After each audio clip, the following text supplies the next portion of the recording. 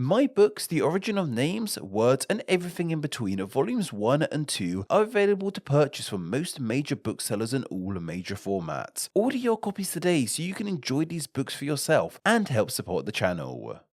I am so used to hearing they used as the go-to gender-neutral pronoun that I kind of forgot that it didn't always mean this. When the word was first brought to light, it was instead the pronoun of choice for groups of people, regardless of gender. Take a term like they went to the shops. In this case, they could refer to two men or three women, or two men and three women, or a woman, two non-binary people, and five men. I'm sure you get the point. As long as there were multiple people being referred to, this was the go-to pronoun. Of course, they is still used like this today. The more correct term for this kind of they is the plural they, and the kind of they we use for a singular person in a gender neutral manner is called the singular they. The singular they has really entered the zeitgeist in recent years. More people feel confident enough in using it and sharing their experiences with the pronoun. Conversations about gender identity and the idea of people being non-binary and not falling into either of the two traditional genders, along with those pronouns of she and he, has become more talked about and accepted. While the singular they might seem like a relatively new thing, it has been around for a seriously long time. The journey towards it becoming the go-to gender neutral pronoun was a long uphill battle, and there was a chance that it may have never got accepted as it is now, due to the fact that over the years, other words were coined to fit the idea of a singular gender neutral pronoun. Yet many of these haven't really stood the test of time as well as they have.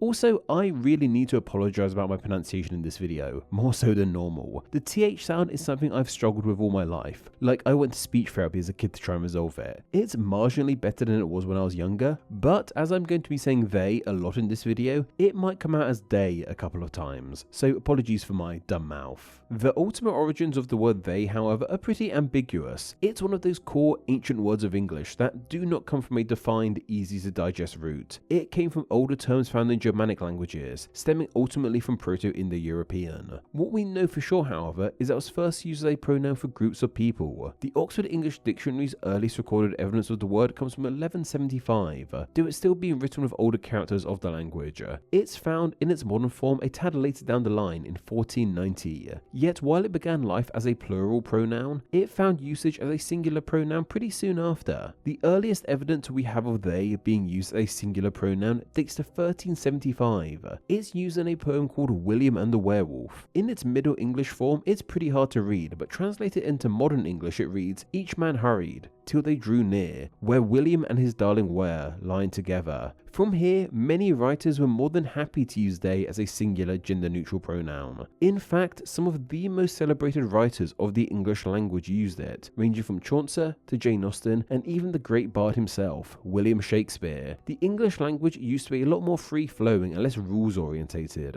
People spelt how they wanted to and no one really cared. It was only in the 18th century that people started to get a tad more strict about written language in English, and decided that words should be spelt and used in specific ways only. This included people disliking the use of they as a singular pronoun.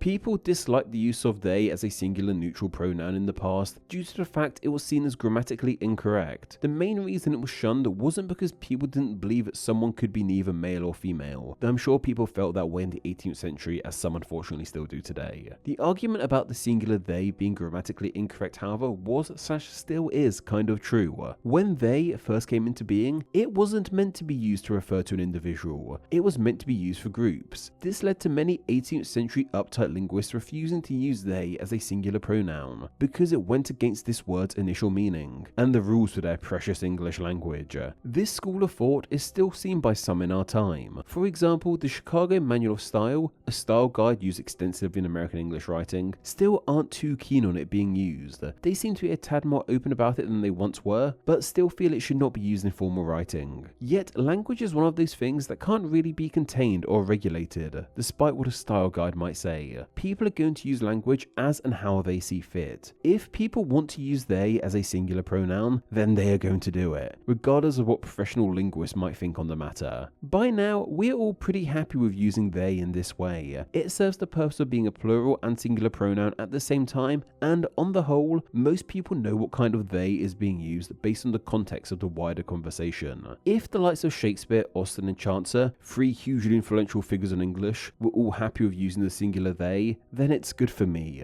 This argument that the singular they wasn't grammatically correct, however, sustained, and it led to many people over the years trying to coin a singular gender-neutral pronoun that was seen as being grammatically correct. While some of these might have been more in line with the views of grammar snobs, they haven't really stood the test of time in any meaningful way, unlike they, which enraged grammar snobs, but people have got way more on board with it. One of the earliest proposed gender-neutral pronouns was he, which is still used today, but chiefly for people who are male. This might seem odd at first, but English has a long history of using male language to represent all people. We see it in terms like mankind too, which reflects all humans. This obviously didn't really catch on, mainly because while we can say he could mean all people, in reality many of us will subconsciously think of men when we say he, and the whole point of a gender neutral pronoun is to remove gender out of the equation, right? This is part of a larger school of thought called default male thinking, which is where we tend to think of things as being male by default if a gender isn't made clear to us. Like if a car went through a red light and you couldn't see the driver, you might say, "What is he doing?" despite the fact you couldn't tell for sure what gender the driver was. Another great example is with stuffed toys. Most stuffed toys, especially of generic animals, get referred to as he, even if it has no hint towards a specific gender placed on it. That's all a bit off topic, but it feeds into the idea of using he as a gender neutral pronoun, and the fact it doesn't really work all too well.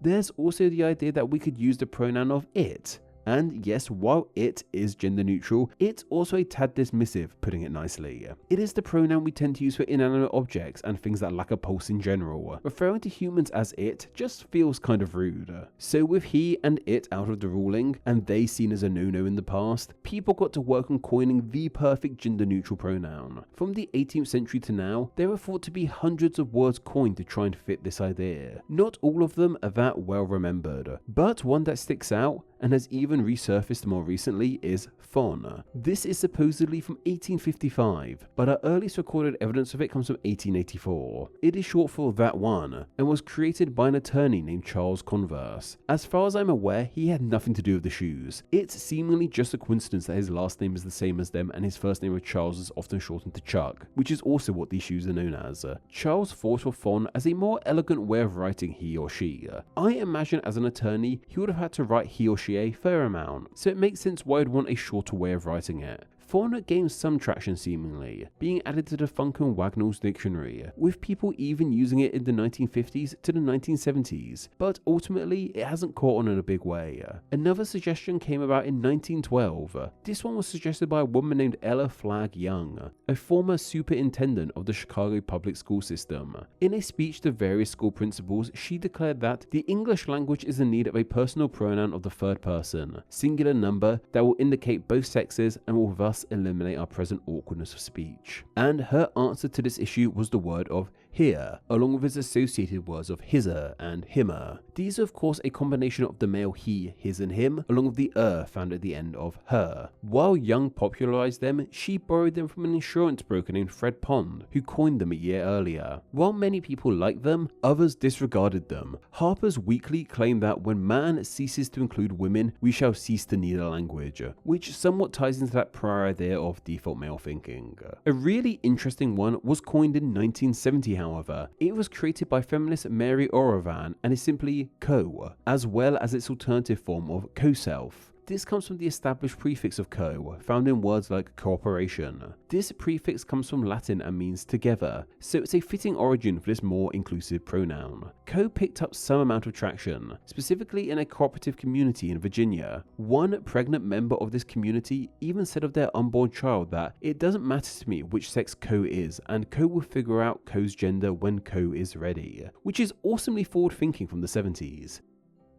A few decades later, the 1996 novel Nearly Roadkill by Kate Bornstein introduced us to the pronouns of ze and her, which too gained some popularity. This is just a handful of the many suggestions that have been put out there, and while these were being suggested, they was just ticking along in the background, still being used by many people but hadn't been fully decided on as the best word to fit this idea. And while the likes of co, here, fon and here all had use to some degree or another, none of them have become as prominent as they have have as a gender-neutral pronoun. They beat all of the competition and maintain prominence as the go-to gender-neutral pronoun for a couple of fairly obvious reasons. First off is simply the fact that we've been using they in this way for a seriously long time. Like we mentioned earlier, we have evidence of it from the 14th century. Whether linguists like it or not, people have been using they in this way forever. The other reason why is because they is a word that a lot of people already have in their lexicon. It's a word many are familiar with, and one that is used for a group of people. This makes it easier for people to logically extend its meaning to mean a single gender-neutral person. This is way easier than trying to remember a whole new word. Humans like to go for the easiest option most times. So despite hundreds of new words being coined to try and fix this grammatical issue they supposedly had, none of them actually stuck around, and they,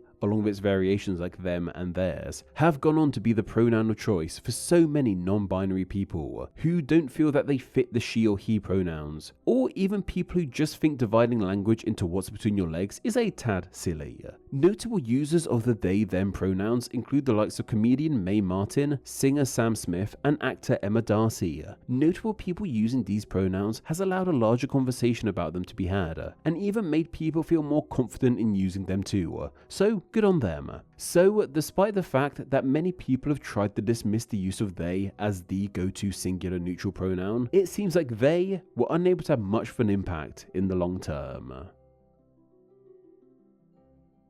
Name Explain depends on viewers like yourself supporting the channel financially on Patreon, so a huge thank you to everyone who does. Donating just $1 a month helps the channel amazingly and gets you bonuses including ad-free videos, exclusive content, the power to request ideas to be made into actual Name Explain videos, and your name at the end of the video with all these awesome people. Visit patreon.com/NameExplain or click the link down below to find out how you too can support the channel.